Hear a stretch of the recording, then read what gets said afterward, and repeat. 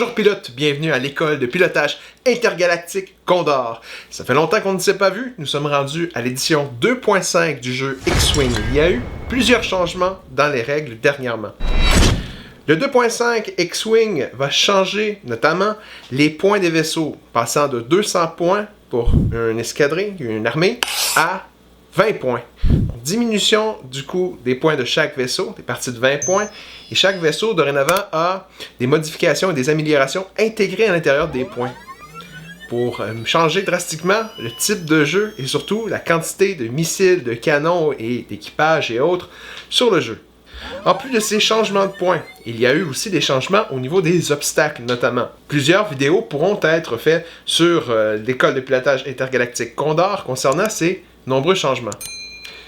Quoi qu'il en soit, aujourd'hui nous allons traiter des changements concernant l'objectif même du jeu, ce qui est essentiel bien sûr pour gagner. Dans la version 2.5 du jeu X-Wing, ce n'est plus nécessairement l'objectif de détruire tous les vaisseaux, ou du moins le plus possible durant 75 minutes comme les versions précédentes. Dorénavant, dans le jeu X-Wing, il y a des scénarios avec des objectifs très spécifiques qui donnent des points. 20 points en l'occurrence pour la plupart de ces scénarios. 4 scénarios possibles sont donc disponibles pour le jeu d'X-Wing. Vous pouvez choisir le scénario que vous voulez jouer dans les parties entre amis, ou sinon pour les parties ou tournois un peu plus compétitifs, il se peut que ces scénarios puissent changer tout au cours du tournoi. Et donc, on peut soit se faire attribuer un scénario à chaque tour, ou sinon le choisir de façon aléatoire en le brassant sur un dé par exemple. Donc pour mieux comprendre les 4 scénarios qui nous attendent, pour mieux comprendre aussi les objectifs de ce jeu, l'X-Wing 2.5, nous avons aujourd'hui un invité d'honneur. Pour mieux nous aider à comprendre, nous avons aujourd'hui Steve McLean. Bonjour Steve. Salut. Alors aujourd'hui, scénario... Bienvenue à 2.5. 2.5, oui, effectivement. Aujourd'hui, scénario, tu vas nous en parler un peu? Tu as expérimenté toi-même de ton côté à Québec? On les a joués 2-3 fois chaque à date de notre côté. Donc, si ça peut donner un coup de main à tout le monde, tant mieux. Expliquer maintenant, le taux zéro est rendu très important. Comment on installe des satellites, les roches, et tout. Puis, comment on fait des points. Oui, parlons des points. Donc, est-ce qu'on commence par le premier scénario? Oui, allons-y. Good. Je vais y aller avec les pages, comme là, les gens peuvent suivre. La page 1, qui est le scénario assaut sur la satellite array, la constellation de satellites, donc. Tous les scénarios commencent avec un objectif dans le plein centre. Les objectifs, c'est les mêmes tokens qui sont utilisés dans le kit de conversion pour vaisseau immense. Donc, c'est celui qu'on utilise, ça en prend 5 pour les 2 joueurs. Peu importe la couleur, peu importe c'est quoi qui est dessiné dessus, l'important c'est d'avoir la bonne forme. Les couleurs n'ont aucune importance car chaque scénario utilise le même. Donc, si c'est des boîtes, c'est toutes des boîtes. Si c'est des satellites, c'est toutes des satellites. Si c'est un objectif central, c'est un objectif central. Donc, le premier qu'on pose, c'est toujours à range 4.5 de chaque côté pour trouver le milieu, ou le truc qui a été montré durant le tournoi Gold Squadron Podcast. Là. Tu plies les 4 coins du tapis dans le milieu, puis après ça, tu peux confirmer avec ton 4.5. Et il vient avec ça, un genre de papier à la fin, avec un 1.5 bidon, là. Il n'est pas vraiment à la grandeur 1.5. Donc, faut s'assurer de mesurer comme il faut. C'est la distance 1.5. Donc, tu le mets au bout de ton 3, puis ça fait un 4.5 pour trouver le milieu. Fait que ça, c'est le premier que tu places. Après ça, chaque joueur en prend 2. Le premier, là, tu tires l'initiative. Un coup d'initiative est tiré pour avoir le premier joueur. Le premier joueur en met un de son côté. Oui, puis le premier jeton, c'est dans ta zone, puis le deuxième, c'est à l'extérieur, dans la zone adverse. Donc, il est comme une mathématique. Quand on n'est pas habitué, c'est là qu'on perd du temps, quand on commence à jouer les nouveaux scénarios. Mais c'est très bien indiqué sa feuille quoi faire. Ensuite de ça, c'est l'autre joueur qui fait la même chose. Le truc là-dedans, là, c'est d'essayer d'avoir sa tête le plus proche de ton côté, là, pour être capable de le prendre en contrôle le plus vite possible. Donc là, tu essaies de le placer de manière qui va t'aider toi. Le premier satellite est toujours à range 3 de celui du milieu, puis 2 des autres. C'est toujours range 2-4 du côté de l'adversaire, range 2-4 de ton côté. Donc, il reste juste tes petits spots en bas à droite, aux 4 coins de la carte, là, que tu peux mettre les satellites. Et c'est pas une grosse marge de manœuvre pour placer ces satellites-là. Pensez à comment tu vas bouger tes vaisseaux pour aller en chercher. Idéalement, c'est d'en chercher 2 le premier tour. Là. Puis à la suite, tu vas mettre tes obstacles. Donc la règle d'obstacle ne change pas. Même affaire, 2 tout le tour. Tu places tes obstacles en tour de rôle en gardant le premier joueur toujours du même sens. Par la suite, tu places tes vaisseaux sur le long de ta ligne. C'est encore le même premier joueur. Mais par la suite, lorsque les roulettes seront posées, là, on tire l'initiative. Puis là, ça recommence à savoir c'est qui le premier joueur au hasard, selon les nouvelles règles de 2.5. C'est crit, œil, hit, qui est l'ordre de priorité pour les 3D qui sont lancés. Le premier scénario, le travail, c'est les vaisseaux valent tous les points lorsqu'ils sont détruits, pas moitié. Il faut absolument qu'ils soient détruits pour faire des points. Bien entendu, à la fin de la phase, s'il n'y a plus d'autres vaisseaux que les tiens, tu gagnes. Le premier des 2 joueurs qui atteint 20 points, il gagne. Pour contrôler un satellite, il faut que tu aies le plus de vaisseaux à toi en entour du satellite pour le contrôler à la fin du tour. À la fin, tu calcules en dedans de 0,1 d'un satellite, le nombre de vaisseaux qu'il y a amis ou ennemis. C'est égal, c'est pas de point. S'il y en a plus, c'est 1 point. Puis il y a des conditions. Là. Un vaisseau qui est moyen vaut plus. Un vaisseau qui est large vaut plus. Il compte pour plusieurs vaisseaux. Fait que c'est comme ça que tu fais des points faits de chaque tour qui est calculé. C'est pour ça que ça peut monter assez vite. Si quelqu'un ne prend pas le contrôle des satellites ou si ça s'annule, ça slack la game.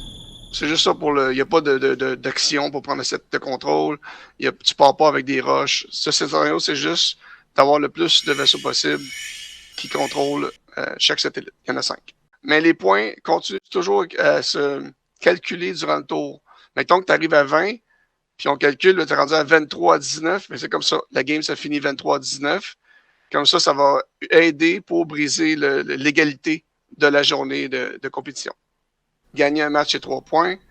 Annuler, c'est 2 points, je ne me trompe pas, puis 1 pour perdre, quelque chose de genre. Là. Oui, tu dis que ça va plus vite là, avec les points finalement, mais avant c'était 75 minutes, maintenant c'est plus le cas. Combien de temps maintenant? Tu sais, quand on joue dans un tournoi, idéalement, on sait que la journée se finisse à un moment donné. Donc, on se garde un 75 minutes, puis il y a une règle qui s'en vient là, pour faire un plus ou moins 3 minutes pour que ce soit aléatoire. Puis nous, en général, là, 5 à 6 tours, 7 tours, c'est pas mal ça une partie. Là. Fait que c'est ça, si j'ai pas parlé trop vite, si j'ai pas perdu personne, pour le premier scénario. Allons-y pour le deuxième. Oui, je t'en prie, vas-y. Le deuxième, c'est comme un ancien dogfight. Donc, change engagement qui s'appelle, donc engagement chanceux, qu'on pourrait l'appeler. Seulement un objectif dans le milieu, qui est placé à 4.5 de chaque côté, avec la règle ensuite, par la suite, de mettre les roches comme d'habitude. On dépose nos dards et ensuite de sortir pour l'initiative. C'est le seul scénario que la moitié des points compte pour les dommages. Donc, les pointages, si un vaisseau vaut 5 points, la moitié, c'est 2 points. C'est arrondi au plus bas. Un coup qui va être détruit, tu récoltes la balance au fur et à mesure que le scénario avance. Donc, un premier tour, tu détruis un vaisseau à quelqu'un, ben, tu as tous ses points, tu mets à la moitié, tu as la moitié de ses points arrondis en bas, puis ça s'additionne tout le long du tour, et l'obstacle du milieu, aussitôt qu'il est contesté, il vaut rien. S'il n'y a personne à range 0,2, puis il y a juste un vaisseau ami, ben là, tu fais 1 point. Okay? Fait qu'il sert juste à tirer le monde vers le milieu, finalement. Lui, ça arrive que tu l'oublies puis tu fais tuer le monde. C'est un bon vieux dogfight. Okay? Donc, encore une fois, si à la fin du tour, tout le monde est mort, ça s'arrête. Le premier qui fait 20 points, durant le tour, aussitôt que ça finit, ça dépasse 20 points, c'est fini. Si tu arrives à 12 tours, ça a bien été, c'est fini. Ok, c'est quand même long, 12 tours. Donc, oui, scénario numéro 3. Scénario numéro 3, assez particulier. On installe les choses comme au début. Donc, un dans le milieu, le premier range 3 de celui du milieu, puis pas plus en dedans de 2, puis le 2 à 4 pour placer les autres à partir de la bordure, un de chaque bord des amis en ligne. L'initiative est pareille, sauf que il faut faire une action pour ramasser une boîte. Et un coup qu'on a ramassé une boîte, on ne peut plus faire de mouvement spécial, donc un K-turn, un stop. Mais mouvement compliqué, là. Une manœuvre compliquée. Si tu le fais, tu dois déposer la boîte, l'opposant met ta boîte à 0,1 de ton vaisseau, et après tu fais ton mouvement. Tu perds ta boîte. J'imagine que tu mets la boîte en arrière là, à une distance. 0,1. Okay. Donc, tu bouges, c'est une action. C'est pas une action, tu peux être coordonné. Mais grosso modo, tu peux pas recevoir une coordonnée d'un autre pour prendre une boîte. Et un coup, tu as ta boîte. Si tu reçois un coup critique, sur ton shield, sur n'importe quoi, tu reçois un critique, la boîte, elle drop. Puis là, c'est l'opposant qui le met à 0-1 de toi. Si tu meurs, même principe. Oublie pas de mettre la boîte avant d'enlever ton vaisseau. Parce que la boîte, il faut savoir où c'est qu'elle va. C'est toujours 0-1. C'est toujours l'opposant qui met la boîte de ton vaisseau. Puis encore là, les points, c'est 1 point par boîte que tu possèdes à la fin du tour. Donc, réussir à ramasser 5 boîtes, tant mieux, tu fais 5 points ce tour-là. Si tu as 2 d'un bord, 2 de l'autre, ben, chacun fait 2 points. Okay? Puis s'il y a un vaisseau qui est détruit au complet, c'est le point que le vaisseau vaut. Il n'y a pas de demi-point. Okay. Donc la stratégie, c'est d'aller le plus rapidement possible chercher des boîtes, j'imagine, là, pour... Clairement. Celui-là, il faut que tu ramasses une boîte. Prends un de tes vaisseaux poche qui est full mobile, ramasse la boîte, puis sac ton camp, puis essaie d'attirer les autres. Et c'est un scénario que tout ce qui est les vaisseaux qui bougent durant la système phase, les Jedi qui ont un mouvement gratuit, tous ces vaisseaux-là, là, ils ont un gros avantage pour ce scénario-là, parce qu'ils peuvent se diriger, se tasser avant, puis clencher pour l'objectif, puis partir avec la boîte. Il est vraiment... C'est un des fun. Et vraiment, celui-là, il est vraiment plaisant à faire. Puis si tu pognes un crit, mais la boîte, pouf, elle tombe. T'as coupé une corde. Fait que ça, ça s'appelle Salvage Mission, mission de récupération. Ça, c'était le scénario numéro 3. On y va avec le 4? Oui, le 4, c'est de scramble. Brouiller les ondes, brouiller les communications. Donc, celui-là, encore une fois, on met 5 satellites. Tantôt, c'était pas les satellites, c'était des boîtes. Là, c'est 5 satellites. Puis, même affaire, même système, on les pose de la même manière, on s'installe de la même manière, on tire l'initiative juste avant que quand nos dairs sont posés. Cela, il faut que tu fasses une action pour prendre le contrôle d'un satellite. Donc, comme tantôt, on prend une action pour voler une boîte, là, on prend une action pour le marquer. Là, c'est important d'avoir 5 marqueurs, peu importe, une patte de lapin, n'importe quoi, marque qui t'appartient à toi. C'est pour ça que dans la dernière page, il y avait des petits tokens, ça peut être n'importe quoi. C'est une action, puis ça, quand il n'est pas de marquage déjà, tu réussis automatique. Qu'est-ce qui est drôle, c'est qu'un initiative 1, 2, 3, 4. Dans le même tour, peuvent se voler à un tour de rôle. Okay? Parce qu'il part, l'autre, il arrive, c'est une action de le voler. De le voler, il faut que tu tires un dé. Si tu tires un dé d'attaque et tu as un dessin, tu réussis à le voler. Si ça devient une face blanche, l'objectif devient neutre. Et encore une fois, c'est durant que le vaisseau s'active. C'est une action de jeu. Donc, c'est juste chaque vaisseau qui s'active qui peut faire l'action de jeu. Puis là, ben, c'est ça, le satellite change de position. Puis à la fin de chaque tour, chacun qui a un token qui est marqué sur un satellite fait le nombre de points qui est marqué. Tu fais un maximum de 5 points et 5 satellites. OK. Fait que j'imagine que l'idée, c'est d'avoir des pilotes avec une initiative assez élevée pour bouger en dernier, pour aller chercher les points à la fin, puis en avoir plusieurs pour s'éparpiller sur le tapis de jeu. Parce que c'est vraiment c'est tactique, là. Puis, c'est pour ça que quelqu'un qui a une escouade à 3 vaisseaux, oublie ça, là. Il peut rien faire avec ça. Tu verras plus ben pour l'instant des escouades en bas de 5. Là. 4, c'est à la limite. Ouais. Puis plus t'en as, mieux c'est. Tu t'éparpilles, mais en même temps, l'initiative, c'est fort. Oui, parce que tu peux réagir. C'est ça, tu peux réagir après l'autre. Mais ça veut pas dire non plus que tu es capable de ton maudit dé. Des fois, il traite. Il t'écoute pas. Fait que c'est ça. Il y a beaucoup de... La 2.5 est basée beaucoup plus sur les dés qu'avant. Là. Parce qu'il y a beaucoup de résultats de dés qui vont changer la game. Puis c'est ça. Fait que tu peux voler les satellites.